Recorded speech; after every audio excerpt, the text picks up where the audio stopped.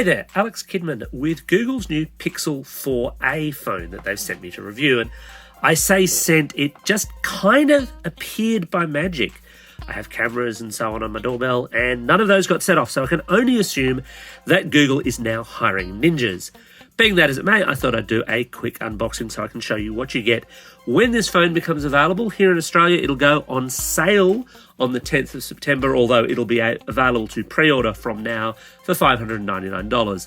That mid-range space is a kind of interesting one. There's a lot of movement, a lot of interesting phones out there, but I do have to say, I quite like what Google's done with its A-series phones. They kind of call back to that classic era of its Nexus phones as well, where they did really good, quite affordable phones.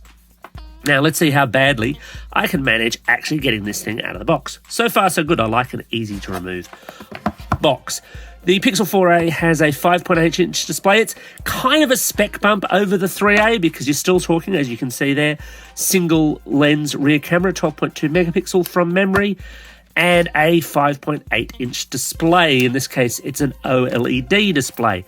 Nice enough looking unit, very plain, but that's, of course, what you get with Google. No headphone jack. No, I'm wrong. Sorry, headphone jack.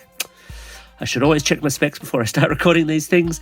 And, of course, a slightly coloured button. I'm not a huge fan of those myself, but, you know, that's a taste thing. I would probably throw a case onto this in any case, and I'm sure Google will be selling those before long. So there's the phone itself. Other than that, in the box we get, this is an Australian model, of course, you can't tell by the accent, but I imagine that's only really the plug charger. We get a nice little SIM tool and presumably a welcome to, yes, me to your new Pixel. Oh, hello, Pixel. I didn't say hello to it. How rude of me. And then we also get the... We don't get the charger because it won't come out of the box. I'll grab that in a second. There's obviously something locking it down. Standard USB-C to USB-C charging cable. I do like the fact that it very obviously has... I really don't want to destroy the box because this is a review phone, but that it has a to C adapter, always kind of handy, kind of useful for if you do want to plug other things into other devices, although, of course, if you've got a USB-C laptop, then you can also use those there. You're not just stuck using them on your phone, so that's kind of cool. These are not, of course, going to, strictly speaking, be Pixel buds. I'm sure that they will be standard little wired buds that, as you can see, I am appalling at opening. Maybe if I applied some logic, that would help. No, probably not. I do apologise for my slightly hoarse voice. I've got a very small head cold. That is all it is.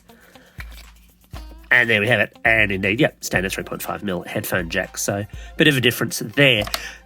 And here we have, I want to see there's a little bit of card that's just holding that down. The standard, very plain looking charger there. So that's what you get in the box. The phone itself runs on the Snapdragon 730G processor, 128 gig of fixed storage because Pixels don't do expandable storage. Front and rear single cameras, but you get that whole goodness of Google AI there. And I will just start that powering up. Yes, there we go. Google, you can see it is actually a legitimate phone. Little hole punch camera up there. And I guess I'd better get to setting this particular phone up. Stay tuned for my full review, and thanks for watching.